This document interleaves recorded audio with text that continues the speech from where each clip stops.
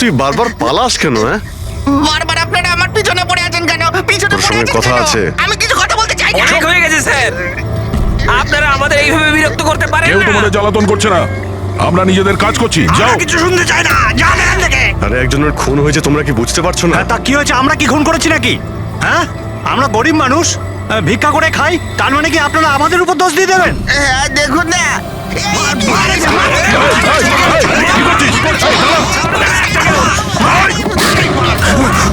অভিজিৎ, তুমি ঠিক আছো?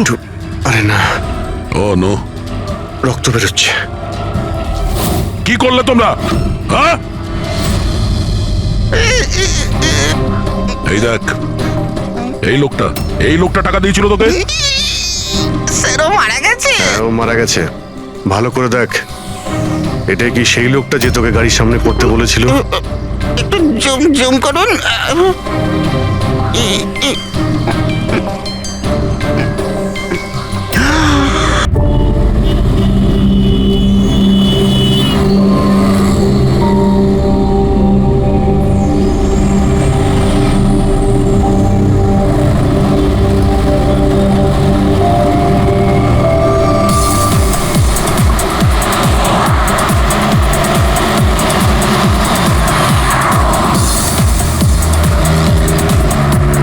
আরে সাহেব সাহেব সাহেব সাহেব, এটা নিন না। আরে দেখুন না দেখুন না দেখুন না, একটু ধরে দেখুন না, অনেক ডিসকাউন্ট পাবেন, অর্ধেক দামে দিয়ে দেবো আমি। না, না, চাই না। আরে একবার দেখুন না, অনেক ভালো কোয়ালিটির এটা। আরে ভাই, একবার আরে বললাম না, দেখুন চাই না। দেখুন না, কোয়ালিটি দেখুন না।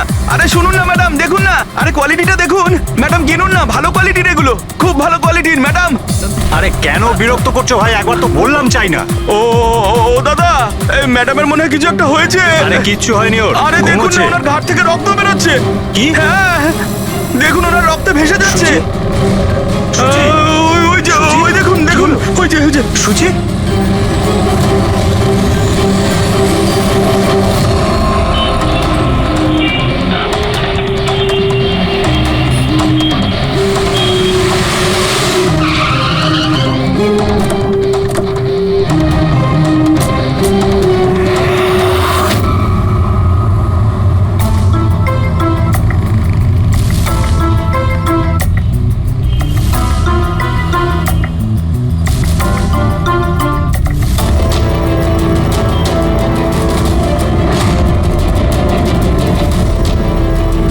অনেক রক্ত বেরিয়েছে, মনে হচ্ছে গুলি অনেকক্ষণ আগে চলেছে।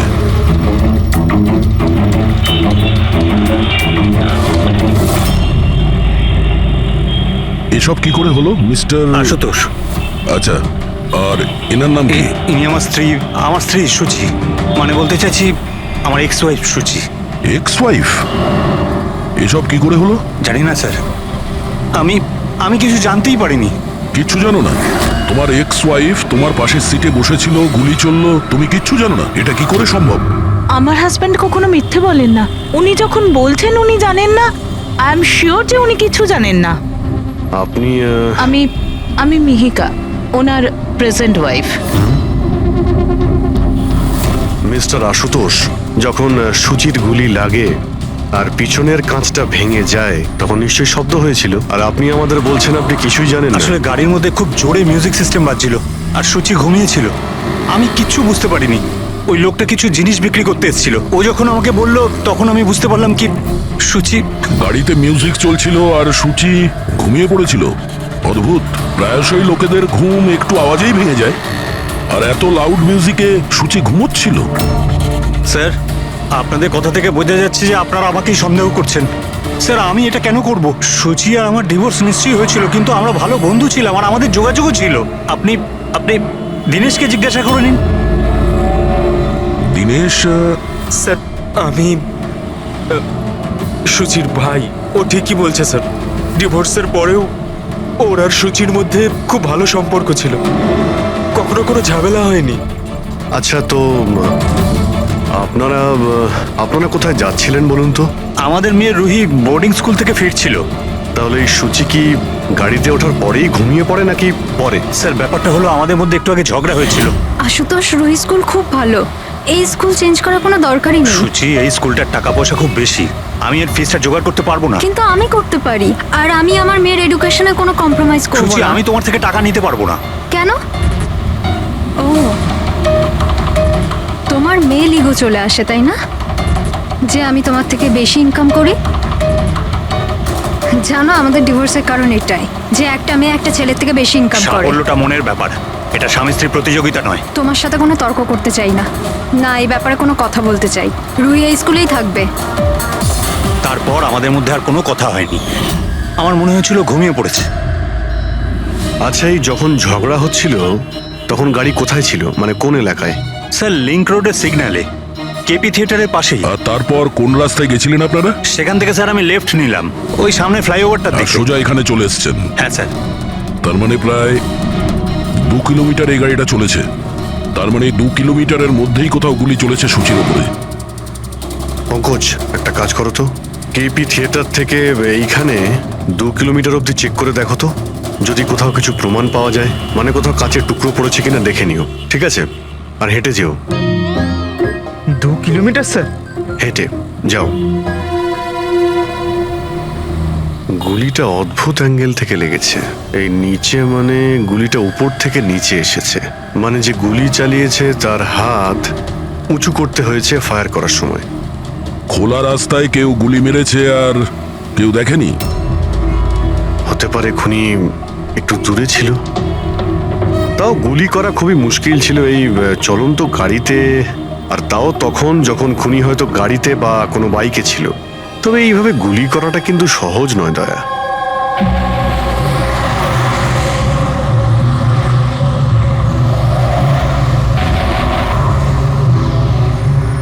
রাস্তায় কোথাও গাড়ি দাঁড় করিয়েছিলে তুমি? সিগন্যালে দাঁড়িয়েছিলাম একবার, ব্যাস, আর কোথাও নয়। যদি সিগন্যালেও কেউ গুলি চালায় কিংবা অন্য কোথা থেকেও যদি গুলি চালায়, তাহলে এম করার সময় তো টাইম লাগবে। তাহলে কেউ গুলি মারতে কাউকে দেখলো না কি করে? হ্যালো, হ্যাঁ স্যার, ঠিক আছে স্যার, আমরা পৌঁছাচ্ছি। কি হয়েছে? এসিপি স্যারের ফোন ছিল, আর একটা লাশ পাওয়া গেছে কামরি ব্রিজের নিচে।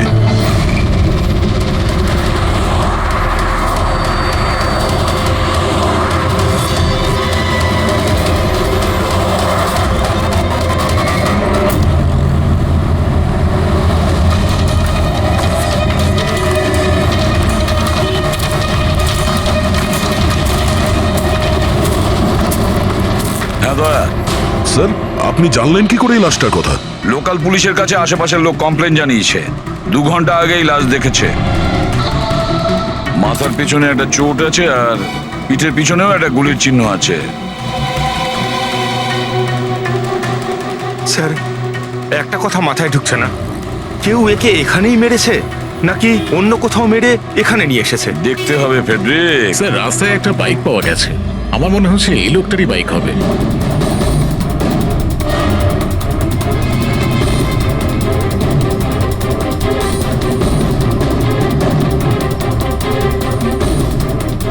Skid mark. স্যার, মনে হচ্ছে এই লোকটা বাইকে যাচ্ছিল, কেউ পেছন থেকে গুলি করে দিয়েছে।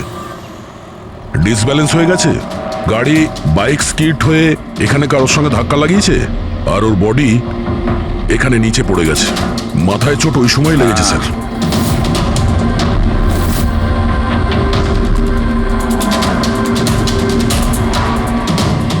স্যার, হ্যাঁ, কিছুতেই বুঝতে পারছি না এই লোকটা কে। এর কোনো রকম আইডেন্টিফিকেশন নেই। আমি মিসিং পার্সনস ব্যুরোতে জিজ্ঞেস করে দেখবো কি? ফেডরিক, এত তাড়াতাড়ি কেউ মিসিং পার্সনস ব্যুরোতে রিপোর্ট করে না। একটা কাজ করো, আরটিওতে গিয়ে এই বাইকের রেজিস্ট্রেশন চেক করো, ওখানেই সমস্ত ডিটেলস পাওয়া যাবে যে মালিক কে। ওই কেসটার ব্যাপারে কি হলো কিছু জানতে পারলে? না স্যার, খুব অদ্ভুত কেস, বুঝতে পারছি না গুলি কে চালিয়েছে আর কোথা থেকে। পুরো এলাকাটা খুঁজে দেখেছি স্যার, কিন্তু কিচ্ছু পাইনি। ট্রাফিক পুলিশরা কি বলছে? স্যার, ট্রাফিক পুলিশ, ওখানে দোকানদার যারা দাঁড়িয়ে ছিল তাদের সবাইকে জিজ্ঞেস করেছি, কেউ খুনির ব্যাপারে কিচ্ছু জানে না। তাহলে সূচির ওপর গুলি চললো কোথা থেকে? দেখতে হবে। স্যার, আমি বলেছি তো আপনাদের, আমি জানি না সূচির গুলি কখন লাগলো, কিভাবে লাগলো। আশুতোষ, দীনেশ, মিহিকা, সূচির খুব কাছের না তোমরা 3 জন, কি তাই তো? তাহলে এটা বলো, সূচির মৃত্যুতে তোমাদের 3 জনের মধ্যে কার লাভ হতে পারে? তার মানে স্যার? স্যার, আমরা ওকে কেন মারতে যাব? ও স্যার, ও আমার নিজের বোন ছিল স্যার, নিজের বোন। আমি নিজের বোনকে কেন মারতে যাব? কোটি টাকা পাওয়ার জন্য। আবার কি কোটি টাকা পাওয়ার জন্য? এতে আমার কি লাভ হতো স্যার? আমার আর সুচির তো আগেই ডিভোর্স হয়ে গেছে। হতে পারে ডিভোর্সই ওই কারণটা। ডিভোর্সের পরেও আমি আর সুচি অত্যন্ত ভালো বন্ধু ছিলাম, বন্ধুর মতোই মিশতাম আমরা। এটাও তো হতে পারে যে তোমার প্রথমা স্ত্রীর সঙ্গে যে সম্পর্ক ছিল সেটা হয়তো দ্বিতীয় স্ত্রীর পছন্দ ছিল না। স্যার আপনি এসব কি বলছেন? ওদের মধ্যে ভালো সম্পর্ক ছিল, তাতে আমার কি? ওদের দুজনকে নিয়ে আমার কোনো প্রবলেম ছিল না, আমি ইনসিকিউর নই। যদি তোমাদের তিনজনের মধ্যে কেউ সূচিকে না মেরে থাকে তাহলে সূচিকে কে মেরেছে? কে মেরেছে? আমি বলছি আপনাকে, সুচি একটা এনজিওতে কাজ করত। ও ওখানে একজন অ্যাকাউন্ট্যান্টের পর্দা ফাঁস করে দিয়েছিল, কারণ ওই মেয়েটা টাকা পয়সা নিয়ে গন্ডগোল করছিল। তোমার মনে হচ্ছে শেলির হাত হতে পারে এই সবের পেছনে? Yes sir. ওকে অনেকবার হুমকিও দিয়েছিল। স্যার আমার তো মনে হচ্ছে কি এ কাজটা হয়তো পৃথ্বীর হতে পারে। আচ্ছা, এই পৃথ্বী কি? খুবই খুবই অসভ্য ধরনের লোক, ওই রোমিও টাইপের। সুচি পুলিশকে কমপ্লেনও করেছিল ওর বিরুদ্ধে, কিছুদিনের জন্য জেলেও গেছিল। ঠিক আছে, তোমরা তিনজন যেতে পারো। Thank you sir. Thank you sir. Thank you sir.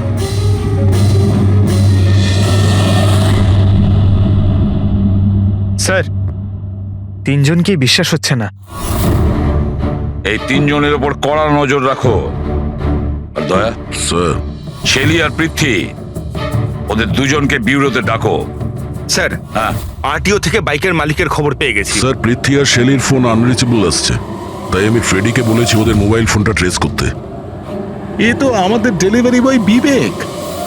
Sir আমাদের বাইক তো ওই চালাতো। স্যার ওকে কে মেরে দিল? সেটা খোঁজারই চেষ্টা করছি। আচ্ছা, এই বিবেকের কারোর সঙ্গে কোনো শত্রুতা ছিল কি? না স্যার, ও তো খুবই সাদাসিধে ভালো ছেলে ছিল। কবে থেকে কাজ করছিল এখানে? গত 1 মাস ধরে রাজস্থান থেকে এসেছিল, খুব পরিশ্রমী ছিল। স্যার ও তো শহরে কাউকে চিনতও না। এ কোথায় যাচ্ছিল ডেলিভারি করতে? কোথাও নয় স্যার, আজ তো ওর ছুটি ছিল, ওই জন্য আমার বাইক নিয়ে ঘুরতে বেরিয়েছিল। আচ্ছা, ওর বাড়ির অ্যাড্রেস দিতে পারবেন? স্যার ওর বাড়ির অ্যাড্রেস তো নেই, ও এই দোকানেই শুতো। আচ্ছা, জিনিসপত্র কিছু? স্যার এই ওর একটা বাক্স আছে। এটা?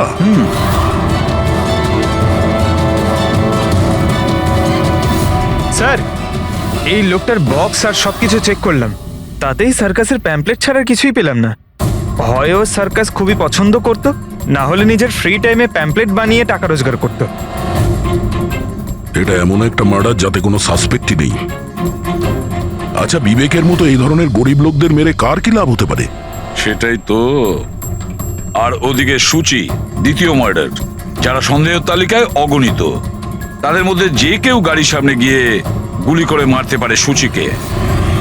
না বস, আই এম সরি বাট আমি তোমার সঙ্গে একমত হতে পারছি না। কোন কথা?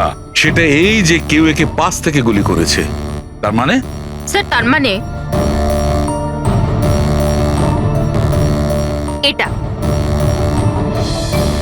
আরে এটা তো রাইফেলের গুলি। হ্যাঁ স্যার, আর এই গুলিটা সুচির গলায় এদিকে এখানটা আটকে ছিল। গুলি রাইফেল থেকে চললে তো অনেক দূর থেকে চালানো হয়েছে। হ্যাঁ একদম ঠিক, দূর থেকেও আর উঁচু থেকেও, এইসবই বলছি। এই দেখো বস, 50 ডিগ্রি অ্যাঙ্গেল থেকে সূচিকে গুলি করা হয়েছে। গুলি এখান থেকে এসেছে, কারের কাঁচের জানলা ভেঙেছে আর গিয়ে এর গলায় লেগেছে। এই গুলি যে অ্যাঙ্গেল থেকে চলেছে ডক্টর, কত দূর থেকে চলেছে এই গুলিটা? এই ধরো 70 ফিট দূর থেকে। তার মানে কোনো উঁচু বিল্ডিং থেকে চালানো হয়েছে। সে তৈরি হয়ে বসেছিল বিল্ডিং এর ওপরে গুলি চালানোর জন্য। একটা কাজ করো, ওই এরিয়ার ম্যাপটা বের করো। গুলি গাড়ির বাঁদিক থেকে এসেছিল, আর বাঁদিকে প্রায় অনেকগুলো এরকম বিল্ডিং আর হাই রাইজ টাওয়ার আছে স্যার।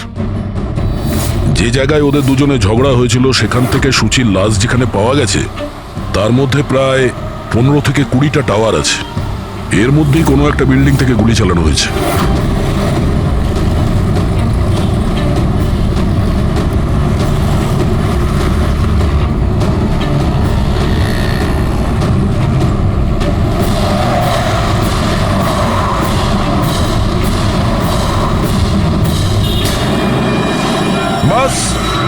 আছে?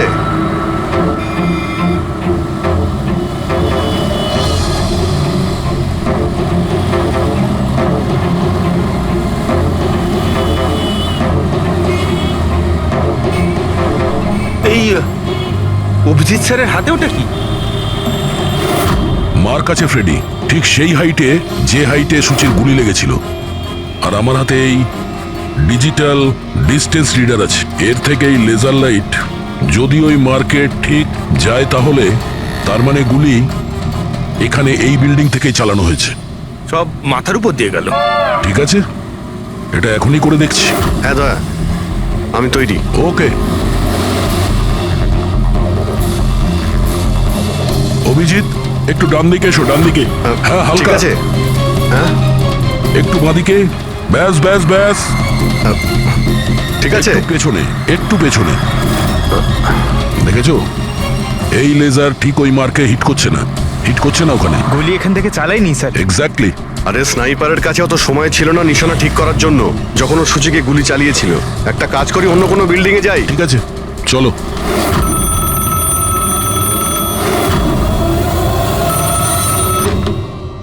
হ্যালো। হ্যাঁ হ্যালো, আচ্ছা এটা কি ফ্যান্টাসি সার্কাস জয়পুর রাজস্থানের অফিস? হ্যাঁ ঠিকই, বলুন। দেখুন, আমি মুম্বাই সিআইডি থেকে এসিপি পদ্মমান বলছি। আপনার ওখানে কোনো বিবেক নামে কেউ কাজ করতো? হ্যাঁ হ্যাঁ, বিবেককে আমি চিনি তো। ও এই সার্কাসেই কাজ করতো। কেন, কি হয়েছে? কি কাজ করতো বলতে পারবেন আপনি? দেখুন স্যার, আপনার সঙ্গে সারাদিন ফোনে কথা বললে আমার শো ক্যান্সেল হয়ে যাবে। আমি আপনার কথা আমার মালিককে বলে দিচ্ছি, উনি আপনাকে ফোন করে নেবেন। ঠিক আছে? হ্যালো,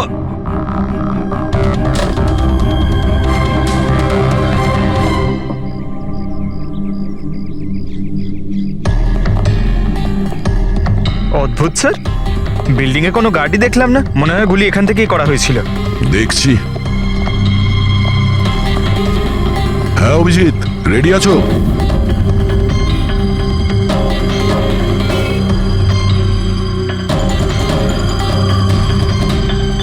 না অভিজিৎ, এখান থেকে টার্গেট ঠিকঠাক লাগছে না। একটু ডান দিকে এসো, ডান দিকে। আর একটু। হ্যাঁ, পারফেক্ট পারফেক্ট। এখানে লেগে গেছে নিশানা। তার মানে হলো সূচি এখানেই ছিল যখন ওর গুলি লাগে। পঙ্কজ, ফ্রেডি, একটু আশেপাশে দেখো ওই স্নাইপার কোনো প্রমাণ ফেলে গেছে কিনা। কিন্তু ভাই দয়া, এখানে তো কোনো স্পিড ব্রেকারও নেই। সে এমন কোন স্নাইপার হবে যে ওই বিল্ডিং এ বসে এত দ্রুত যাওয়া কোনো গাড়িতে নিশানা লাগাবে যেটা সূচির ঘাড়ে গিয়ে লাগবে। হ্যাঁ, এটা তো সত্যি।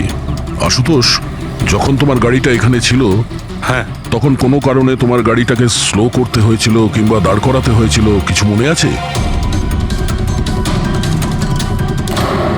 হ্যাঁ স্যার, আমি যখন ড্রাইভ করছিলাম তো গাড়ির সামনে একটা ভিখারি এসে গেছিল আর আমায় ব্রেক করতে হয়েছিল। ভিখারি?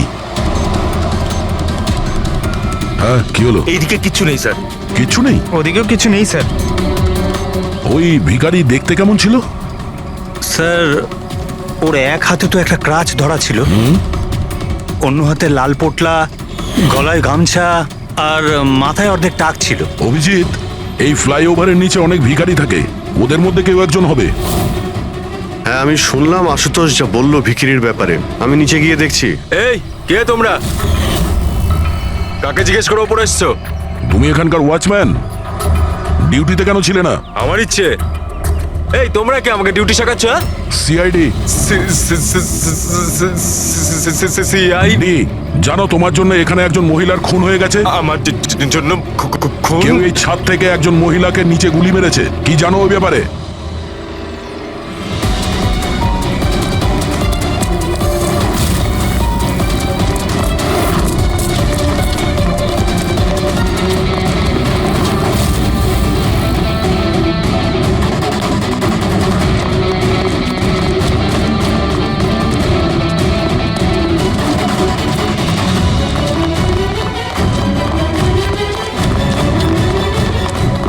এই দাঁড়া বলছি। স্যার, স্যার আমি কিছু করিনি স্যার। স্যার আমাকে ছেড়ে দিন স্যার, আমি কিছু করিনি। কিচ্ছু করিসনি, কিচ্ছু করিসনি তুই। চল। আমি ভয় পেয়ে গেছিলাম স্যার। কেন ভয় পেয়েছিলি? কি জানিস এই খুনের ব্যাপারে? স্যার আমি টাকা নিয়েছিলাম, কিন্তু এটা বলেনি যে ও কাউকে খুন করতে চলেছে স্যার। কে ছিল ওই লোকটা? আগে কোনোদিনও দেখিনি স্যার। ও বলেছিল যে ও বিল্ডিং এর ছাদে গিয়ে ওর গার্লফ্রেন্ডকে প্রপোজ করতে চায়। স্যার ও 2 ঘন্টার জন্য 15,000 টাকা দিয়েছিল স্যার। আমি তো এত টাকা 1 মাসেও কামাইনি স্যার কোনোদিনও। স্যার ও হেলমেট পরেছিল আর চোখে চশমাও ছিল।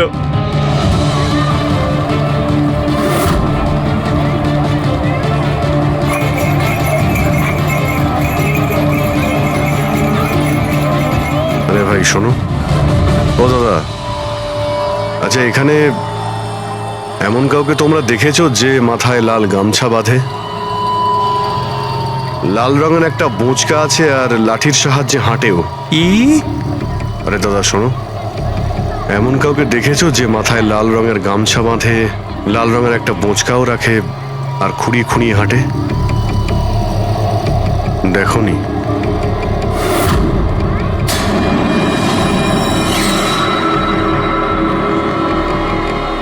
আরে ভাই শোনো, আরে ভাই শোনো, একটু কথা আছে। এই যে আরে এই, কি করছো ভাই? দাঁড়াও, আরে ভাই দাঁড়াও।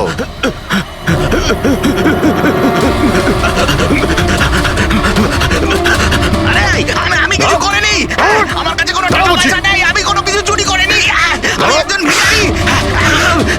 আরে ছেড়ে না আমাকে। ল্যাংড়া সাজার নাটক করছিস? তুই জানিস ল্যাংড়াদের কতটা কষ্ট হয়? আরে কতবার করে বলবো, আমার কাছে কিছু নেই, আমি রাস্তার ভিখারি, আমি সত্যি বলছি। এই, তুই সেদিন ইচ্ছে করে লাল গাড়ির সামনে পড়েছিলি না? কোন লাল গাড়ি? আমি কোনো লাল গাড়ির সাথে আসেনি তো। স্যার এটা কি গুন্ডামি হচ্ছে? আপনি ওকে ছেড়ে দিন, এটা কিন্তু ঠিক হচ্ছে না, আমি বলে দিচ্ছি কিন্তু। এই, সর। আমি সিআইডি থেকে। আরে কোথায় পালাচ্ছিস? ভদ্রভাবে বলে দে, না হলে আমি রেগে গেলে কিন্তু এর ফল খুবই খারাপ হবে। না, স্যার আপনি যদি সত্যি সিআইডির লোক হন, আমি সব বলছি। একটা লোক আমাকে টাকা দিয়েছিল এসব করার জন্য, আর ও বলেছিল যে যখনই একটা লাল গাড়ি আসবে তার সামনে পড়ে যেতে, তাই আমি করেছিলাম স্যার। তুই কি করে জানলি যে লাল গাড়ি কখন আসবে? ওই ছাদে একটা লোক দাঁড়িয়ে আমাকে ইশারা করছিল, ওই রকমই। ও যে ইশারা করবে আমি তখনই লাল গাড়ির সামনে উল্টে পড়ে যাব। প্ল্যান ছিল স্যার। জানিস একটা মহিলার খুন হয়ে গেছে তোর এই প্ল্যানের জন্য? সাহেব আমাকে ক্ষমা করে দিন, দেখুন আমি রাস্তার একজন ভিখারি। ঠিক আছে, তুই এটা বল, ওই লোকটা দেখতে কেমন ছিল? ওই স্যার ও হেলমেট পরেছিল, মোটরসাইকেলে এসেছিল, আমি তো ওর মুখটা দেখতেই পাইনি। আরে ভাই কিছু তো দেখেছিলি, কিছু তো শুনেছিলি? ওর একটা ফোন এসেছিল, ফোনে বলছিল যে তাড়াতাড়ি দেখা করতে এসো, আর উত্তরে বললো যে আমি ওখানে পৌঁছচ্ছি। কোথায় কোথায় পৌঁছতে বলছিল, তোর মনে আছে কিছু? হ্যাঁ, মনে পড়েছে, ভান্ডুপ মিল। ভান্ডুপ মিল? ভান্ডুপ মিল? আচ্ছা ঠিক আছে, ঠিক আছে, ফিরে এসো, আমি স্যারকে ইনফর্ম করছি। Okay sir. হ্যাঁ অভিজিৎ ভান্ডুপ মিল থেকে ফিরে আসছে। ও বলছে যে মিল একদম ফাঁকা পড়ে আছে, কোনো প্রমাণই ওর হাতে পড়েনি। খুনি তো ওখান থেকেই পালিয়ে গেছে। হতে পারে অভিজিৎ পৌঁছানোর আগেই ওখান থেকে ও পালিয়ে গেছে। পঙ্কজ। হ্যাঁ স্যার। পঙ্কজ একটা কাজ করো, যখন সুচির গুলি লেগেছিল ঠিক ওই সময়ে ওই এরিয়াতে কতগুলো মোবাইল অ্যাক্টিভ ছিল খোঁজ নাও। স্নাইপারের ফোন ওদের মধ্যেই কারোর হবে। স্যার হ্যাঁ হ্যাঁ পঙ্কজ, এটাও দেখো ওর মধ্যে কতজন লোক ভান্ডুপ মিলে গেছিল। স্যার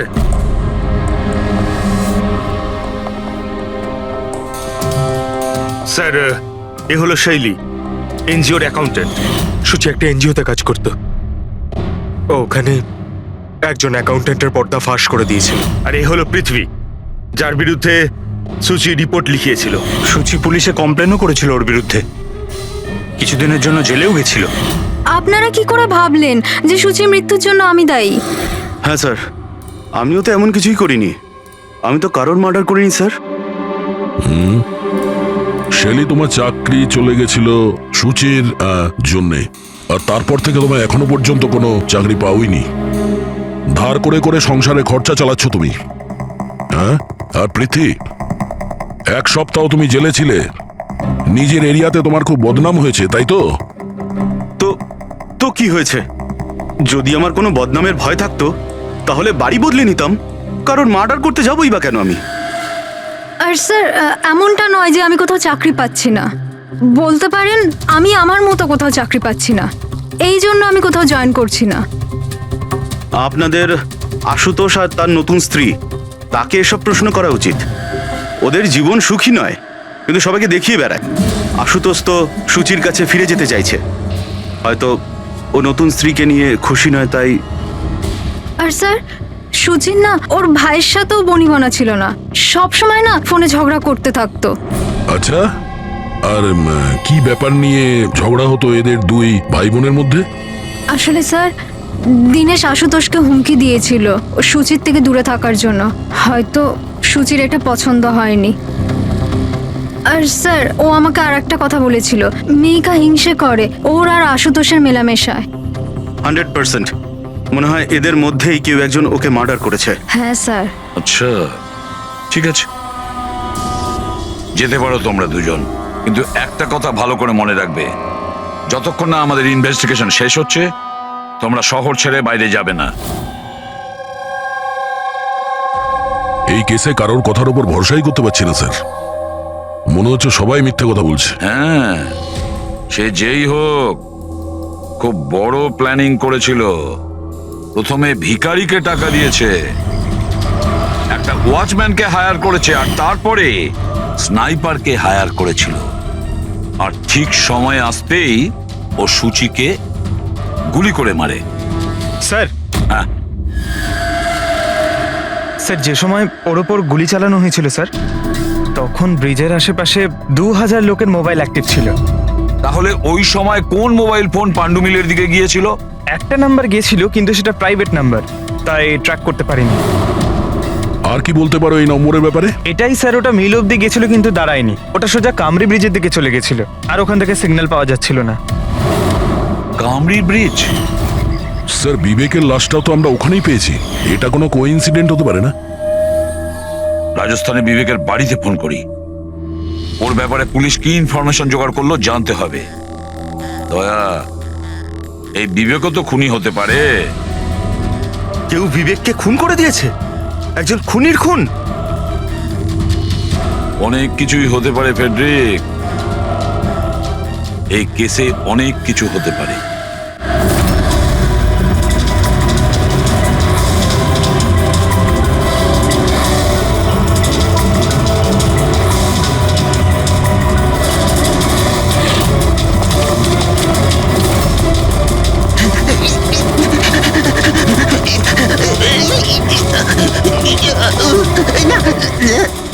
আরে তুই বারবার পালাস কেন? হ্যাঁ, বারবার আপনারা আমার পিছনে পড়ে আছেন কেন? পিছনে তোর পড়ে সঙ্গে আছেন কথা কেন? আছে। আমি কিছু কথা বলতে চাই না। অনেক হয়ে গেছে স্যার, আপনারা আমাদের এইভাবে বিরক্ত করতে পারেন কেউ না। তোমাদের জ্বালাতন করছে না, আমরা নিজেদের কাজ করছি, যাও। কিছু শুনতে চাই না, যান এখান থেকে। আরে একজনের খুন হয়েছে, তোমরা কি বুঝতে পারছো না? তা কি হয়েছে? আমরা কি খুন করেছি নাকি?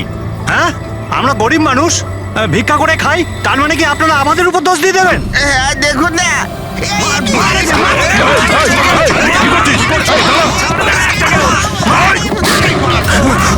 অভিজিৎ, তুমি ঠিক আছো?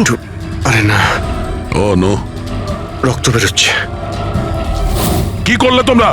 হ্যাঁ,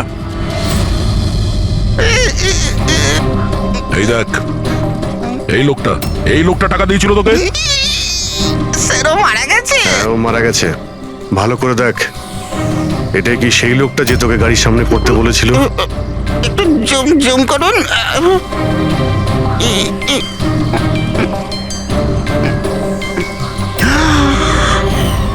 এমন ঘড়ি তো ও পড়েছিল। হতে পারে যে লোকটা একে টাকা দিয়েছে সেই প্রমাণটা লোপাট করার জন্য ওকেও মেরে দিয়েছে। চালায় বললাম আমি, ধরেছে তো ছাড়। হ্যাঁ পঙ্কজ, হ্যাঁ, আচ্ছা, ও ঠিক আছে, ঠিক আছে, ওকে ওকে, থ্যাংক ইউ। পঙ্কজের ফোন ছিল, বলছিল যে বিবেক রাজস্থানে কোনো সার্কাসে কাজ করত, নিশানাবাদ ছিল। 1 মাস আগেও সার্কাসের চাকরি ছেড়ে দিয়েছিল, বলেছিল মুম্বাইতে একটা বড় চাকরি পেয়েছে ও। আর হ্যাঁ, যাওয়ার সময় ওই রাইফেলটা ওটাও চুরি করে নিয়ে গেছিল। রাইফেল চুরি করে এনেছিল? হয়তো সুচির সুপারি নিয়ে এখানে এসেছিল, আর দোকানে এই জন্য কাজ করতো যাতে ওকে কেউ সন্দেহ না করে। হ্যাঁ, আর এই পুরো ষড়যন্ত্রের যে মাস্টার মাইন্ড সে নিশ্চয়ই রাজস্থানে গেছিল বিবেককে সুপারি দেওয়ার জন্য। কে হতে পারে এই মাস্টার মাইন্ড, যাকে চোখের সামনে দেখেও ধরতে পারছি না?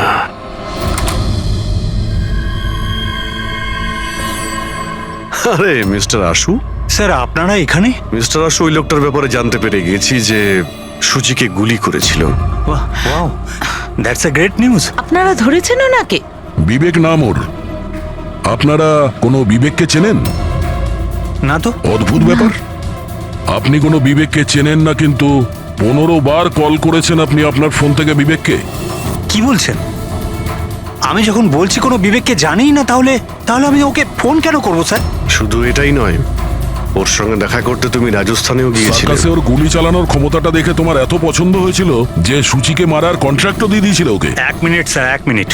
এটা সত্যি যে একটা বিজনেস ট্রিপের জন্য আমি রাজস্থান গিয়েছিলাম, কিন্তু আমি কোনো সার্কাসে যাইনি স্যার। আর আমি যখন কোনো বিবেককে চিনিই না, তো তাকে ফোন কেন করব? তাহলে কি তোমার এই ফোন রেকর্ড মিথ্যে কথা বলছে? স্যার এটা হতে পারে কি আমার ফোন থেকে অন্য কেউ ওকে ফোনটা করেছে আমার না থাকার সুযোগে। আচ্ছা, তাহলে কি আপনি আপনার ফোন যে কোনো জায়গাতে ফেলে রাখেন নাকি? না স্যার। হ্যাঁ ডক্টর। আচ্ছা ঠিক আছে ডক্টর। ওকে ডক্টর। ডক্টর সালুখের ফোন ছিল, আমাদের ফরেন্সিক ল্যাবে যেতে বলেছেন আশুতোষকে নিয়ে। বস, মেয়েটা এইখানে বসেছিল এই সিটে, আর এই অংশটা হচ্ছে সিটের পেছনের দিকটা, আর এটা হচ্ছে লিভার, যার দ্বারা সিটটা আগে পিছে হয়, আর এই লিভারটাকে জাম করে দেওয়া হয়েছিল। এই দেখো। লিভার জাম করে দিয়েছে? হ্যাঁ তাই তো। ব্যাস এইটুকুই স্যার, সেই জন্য আপনি আমাদেরকে ডেকে আনলেন? পঙ্কজ, তুমি একটু আমার কথাটা শোনো। সূত্র এইটা নয় যে লিভারটা আটকে দেওয়া হয়েছে, সূত্রটা এই যে এটাকে জেনে বুঝে আটকে দেওয়া হয়েছে। কিন্তু স্যার, কেউ জেনে বুঝে সিটটাকে খারাপ করবে কেন? এটাও তো আমরাও ভাবছিলাম। আশুতোষ, তোমার এই গাড়ির সিট কবে থেকে এরকম হয়ে আছে? মানে কবে থেকে পেছনে আটকে আছে? স্যার পরশু রাত অবধি তো ঠিক ছিল, কিন্তু কাল সকালে যখন বেরোলাম তখন রিক্লাইন কাজ করছিল না। আমার হাতে ঠিক করার মতো অত সময় ছিল না বলে এমনি বেরিয়ে গেলাম। ডক্টর সালুখে, সিটটা খারাপ হওয়া এই কেসটার সাথে কি সম্পর্ক? সম্পর্ক আছে ফ্রেডি। সম্পর্কটা হচ্ছে এইটা যে খুনি চাইছিল সিটটা পেছনে হেলে থাকে, সূচির পজিশনটা এইরকম থাকবে পেছনের দিকে। স্যার, ও যদি সামনে বসতো বা পেছনে বসতো তাতে খুনির কি এসে যায়? খুনির তো গুলি করারই ছিল। পঙ্কজ, তুমি এক কাজ করো, এখানে তুমি গাড়ির সিটটায় বসো। সারিকা, তুমি সূচির জায়গায় বসো। এবার ধরে নাও আমি সুচি। আমি যখন এই সিটটায় বসেছিলাম তখন আমার মাথাটা এরকম ছিল। বস, সূচির এইভাবে বসার সুবিধাটা খুনি তখনই পাবে যখন ওর এম সূচি নয়, ড্রাইভিং সিটে বসা লোকটি হবে, মানে আশুতোষ হওয়ার কথা। কিন্তু আশুতোষকে কোনো কারণে খুব ব্রেক চাপতে হয়, ব্রেকের কারণে ঝটকা লাগে, আর সেই ঝটকায় সূচি ঝুঁকে যায়। আর বস, আশুতোষকে লাগার পরিবর্তে সূচির গুলি লাগে। স্যার, তার মানে আশুতোষ খুনি নয়, কিন্তু কেউ ওর খুন করতে চাইছিল। দয়া,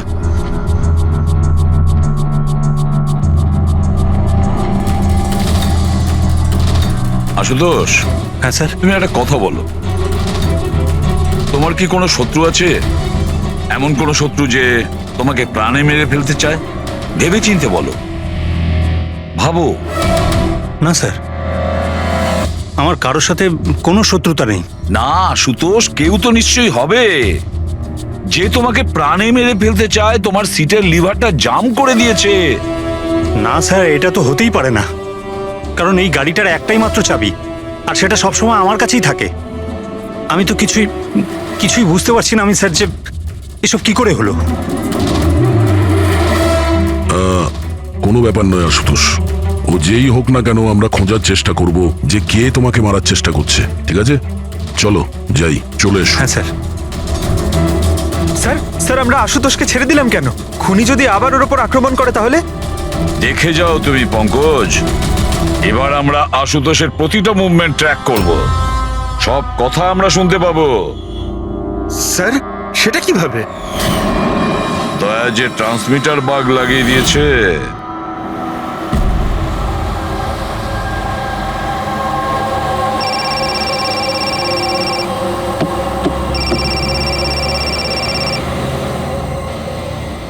হ্যালো, হ্যাঁ বলো।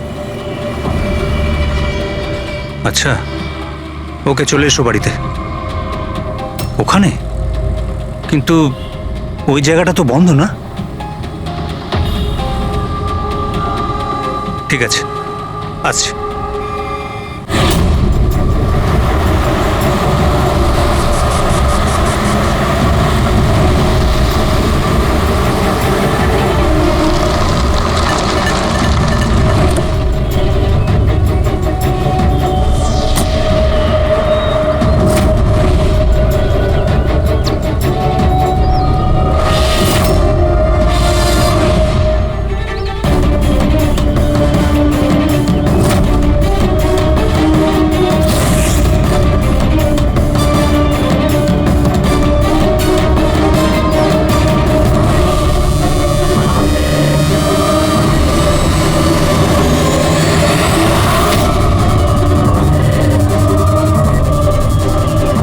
এটা কি করছো? গান? মাই গড, গুলির আওয়াজ পেলাম দয়া। তাড়াতাড়ি চলো, আবার একটা যেন খুন না হয়। স্যার এই তো আমরা পৌঁছচ্ছি। স্যার, হ্যাঁ, আমাদের যে এই সাসপেক্ট আছে, এক্ষুনি খবর পেলাম যে ও রাজস্থান গিয়েছিল আশুতোষকে ফলো করতে করতে। ও তো আশুতোষের খুব কাছের লোক ছিল।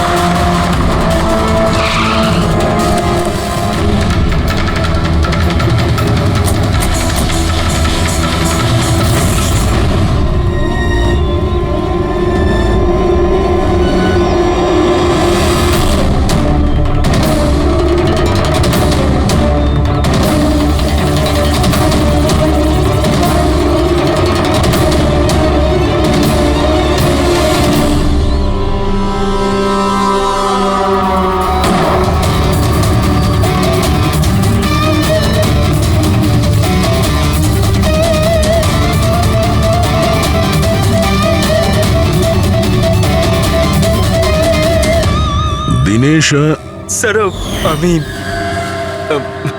সুচির ভাই। মরে গেছে স্যার। আমি আমি কিছু করিনি স্যার। এ আমাকে মারতে চেয়েছিল। এই এই আমায় মারতে চেয়েছিল। কেন মারতে চেয়েছিল এ? স্যার, এর মনে হতো যে এর বোনের সর্বনাশের জন্য আমিই দায়ী। বিয়ের পর সুচি ডিপ্রেশনে চলে গেছিল, আর তাই ও নিজেই নিজেকে মারারও চেষ্টা করেছিল। আর এই সমস্ত আমি কিছুই জানতাম না স্যার, একদমই জানতাম না।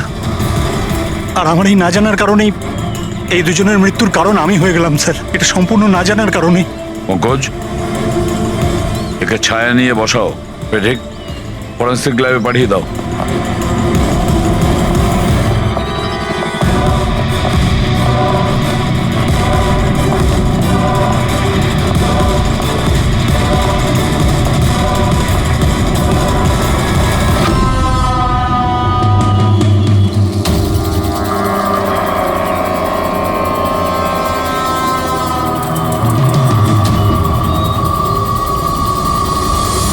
গল্পে একটা নতুন টুইস্ট।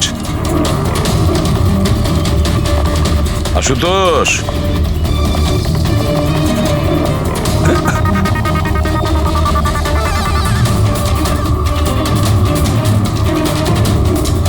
এটা কি চেনো? না স্যার, আমি ঠিক জানি না। জানো না? এক্ষুনি জেনে যাবে। পঙ্কজ, চেক করো ওকে। কিন্তু কেন? হাত উঁচু করুন, জানতে পেরে যাবেন আপনি। স্যার, আমি তো কিচ্ছু করিনি, আমি নিরপরাধ। আপনারা কেন আমার তল্লাশি নিচ্ছেন? আমার কথা বিশ্বাস করুন স্যার, আমার কাছে কিছু।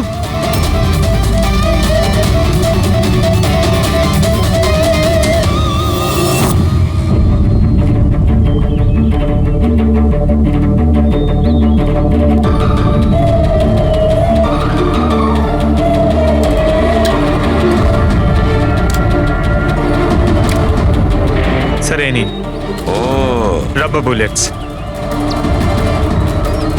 আমি জানি না স্যার যে এর থেকে কি প্রমাণ হচ্ছে। কি প্রমাণ হয়? হ্যাঁ, তুমি এই বন্দুক দিয়ে দিনেশের খুন করেছো, আসল বুলেট দিয়ে। হ্যাঁ, তাহলে এই গানটা কি করে এলো তোমার কাছে? আর ওই নকল রাবার বুলেট ওটা কি করে ফায়ার হলো আর কখন? স্যার প্ল্যান আমিই করেছিলাম, A to Z পুরো প্ল্যান আমার। সুচির মৃত্যু, দিনেশের মৃত্যু, আর ওই প্ল্যানটাও এই জন্য যে আপনাদের মনে হয় যে সুচির মৃত্যুটা ভুল করে হয়েছে, কিন্তু আসল টার্গেট আমিই ছিলাম। আর আপনাদের সন্দেহ যাতে দিনেশের উপর যায়, কিন্তু সমস্ত প্ল্যানটা নষ্ট হয়ে গেল, সবকিছু জ্বলে গেল। কেন মেরেছো তুমি সুচিকে? সুচিকে মেরে তুমি কি পেলে? সুচি আমার মেয়ে রুহিকে নিয়ে চিরকালের জন্য দেশ ছেড়ে চলে যেতে চেয়েছিল, আর এই কথাটাও আমার কাছে লুকিয়ে ছিল। আপনারাই বলুন স্যার,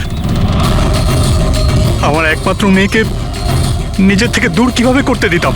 আর সেই জন্য তুমি বিবেক মানে একজন শার্প শুটারকে টাকা দিয়েছো নিজের স্ত্রী সুচিকে মেরে ফেলার জন্য, আর যেই ও তোমার কাজ শেষ করেছে ওকেও মেরে দিয়েছো। তুমি দিনেশকে কি এমন কথা বলেছিলে যে ও মারার জন্য তোমাকে এখানে চলে এলো? আমি আমার ওয়াইফকে দিনেশের কাছে পাঠালাম। কি? হ্যাঁ দিনেশ, আমি এক্ষুনি জানতে পারলাম যে আশুতোষই তোমার বোনকে মেরেছে, আর ও তোমাকেও মারতে চায়। না না, আমি ওকে ছাড়বো না, মেরেই ফেলবো আমি ওকে। দিনেশ, পাগল হয়ে গেছো নাকি? খুন করবে তুমি? ও আমার বোনকে মেরে ফেলেছে, আমি ওকে ছাড়বো না। আমার বোনকে এভাবে মেরে ফেলার আগেও একবারও ভাবলো না। না, যাই হয়ে যাক না কেন আমি ওকে ছাড়বো না, দিনেশ, আমি ওকে কিছুতেই দিনেশ, ছাড়বো না। দাঁড়াও, আমার কথা শোনো। আর সুযোগ পেয়ে ওর বন্দুকটা বদলে দিল। তাহলে দিনেশ তোমার উপর যে গুলিটা চালাচ্ছিল সেটা নকল ছিল?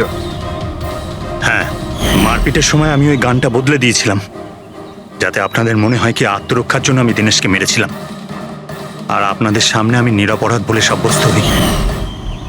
কি রেখে গেলে তোমার ছেলের জন্য? না মা না বাবা। ওই সন্তানকে পাওয়ার জন্য তুমি ওরই মাকে মেরে ফেলেছো, আর এই অপরাধে তুমিও আজীবন জেলের গড়াদের পেছনে থাকবে। বলো আশুতোষ, কি পেলে তুমি নিজের ছেলেকে এভাবে অনাথ করে? কি পেলে?